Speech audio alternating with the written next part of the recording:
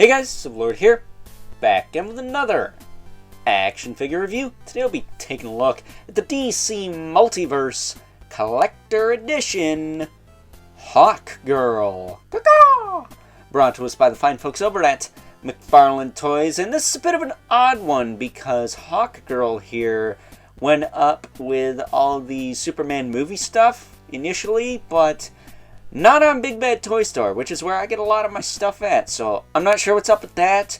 I got mine from Walmart, and they had several of them, which is good because there are a couple Walmarts I haven't checked for this figure at yet, and I'm hoping to find the Platinum Edition because, well, McFarlane's got a McFarlane, and pull a McFarlane over us because McFarlane's going to do what McFarlane's going to do because they're McFarlane.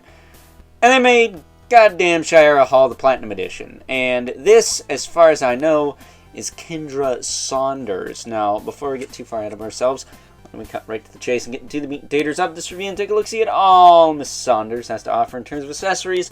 Starting off with a collectible trading card with a bio on the back, which I'm sure tells you more about Kendra Saunders. Personally, I know jack and or shit about Kendra Saunders, which sucks because Hawkgirl is one of my top 5 favorite female DC characters, along with the likes of Black Canary, my numero uno, spoiler alert, Wonder Woman, Batgirl, Barbara Gordon, Batgirl, and probably Zatanna. But either way, I like Hawkgirl a hell of a lot, and, well, I know the Shira Hall one because I watched Justice League and Justice League Unlimited when I was a lad, and most recently, about a year ago now, so good stuff. Good stuff. As far as the rest of her accessories go, she does have a pair of fisticuffs right here, so she can sock or bop you right in the schnozberries. And then we also have some spread open hands, good for flight poses. Which I'm sure you're wondering, hey, aren't there 2 big things missing from your figure? Yes, don't worry, it does not have QC issues. She also comes with her metal mace. That looks like it actually do some damage. I'm used to these having like spikes on them, little teeny spikes, but this has like studs almost. So that looks like it hurt more. And then we have our wings. These wings right here. Which I'm sure you're wondering, hey, is that half the ball hinge sticking out of it? Yes, it is. Because while these are the Batman Who Laughs, almost said Joker Who Laughs. They all laugh, stupid. The Batman Who Laughs Sky Tyrant wings. The ball hinge is not actually a ball hinge. It's only constructed like one. Because it doesn't turn in the back of the figure. It only kind of turns in and out, or back and forth. But these wings, of course, they can spread out like this. You can do that if you want. Do it on both sides. And then this little joint here does rotate, but I leave it like that so I can pop the wings in. I'll pop these in for final thoughts, but since they do take up quite a bit of real estate, I'm going to leave them off for now. But taking a closer look at Miss Saunders. Comes with a hockey puck display stand. This thing with all McFarlane Toys releases. And, you know, not to get confused with Jennifer Saunders, who I always call this character because of the fairy godmother from Shrek 2. She sings Holding Out for a Hero in that movie. Does anyone care? Probably not. But the main difference between Kendra Saunders and Shira Hall, as far as the Hawkgirl costume goes, I think Kendra Saunders is the one that mostly has this green on the sides. Shira Hall usually just has like a yellow top with like the red underoos with the Thanagar belt. And usually bare arms or like minimal armor. She doesn't usually have like bicep bracers or gauntlets or anything.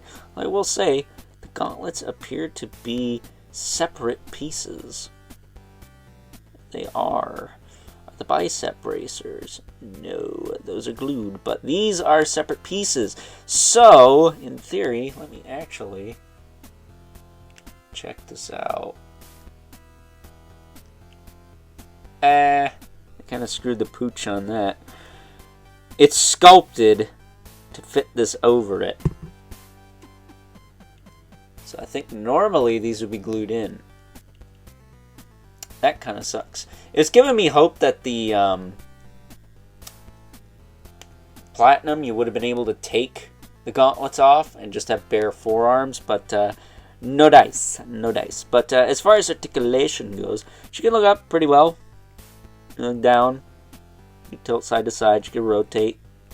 That's nice and detented. I will say, her torso, they did give her the diaphragm cut this time around, but I feel like they should have given her just like the stump torso with no articulation, because then I think you could have probably gotten the wings to swivel in the back here, and you wouldn't have to deal with the floppy diaphragm joint that a lot of McFarlane figures have. Either way, shoulders will pop out that far. I'll rotate around. They got that beautiful butterfly. She does have a bicep swivel, but it's pretty hindered. It doesn't do a lot. You got the double elbow, kind of chunky. And then you got the ball hinge wrist that will rotate, swivel, and hinge.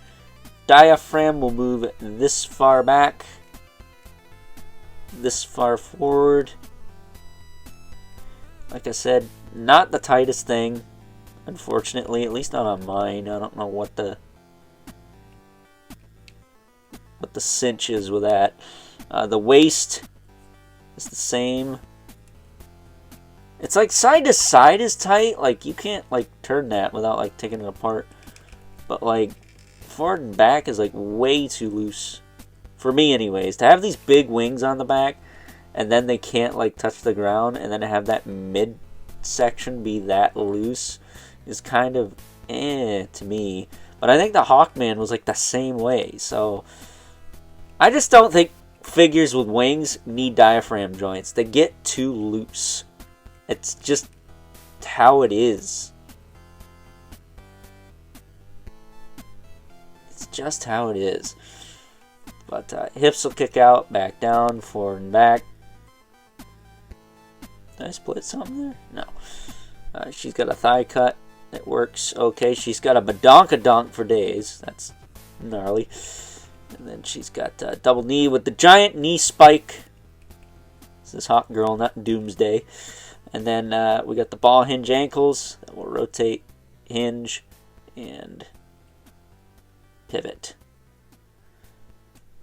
And she does have a toe joint that works on both sides okay. But yeah, I like this figure quite a bit. But I'm going to say that I might need to put some adhesive in that torso. Stiffen it up. Because it's a little loose for my liking. Might need to see if I can't grab some of that Kiki Goop stuff on Amazon or something, or eBay, or whatever, wherever I can get it. Because, yeah, I would like to stiffen that up a bit.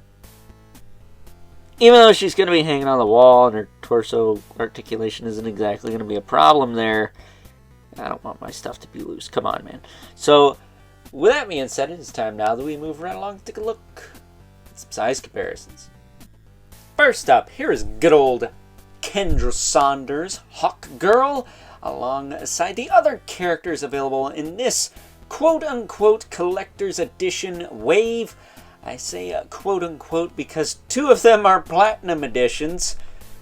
Still trying to figure out how that works. But we have Mr. Terrific from the JSA, as well as the Red Lantern Guy Gardner. I know what you're thinking.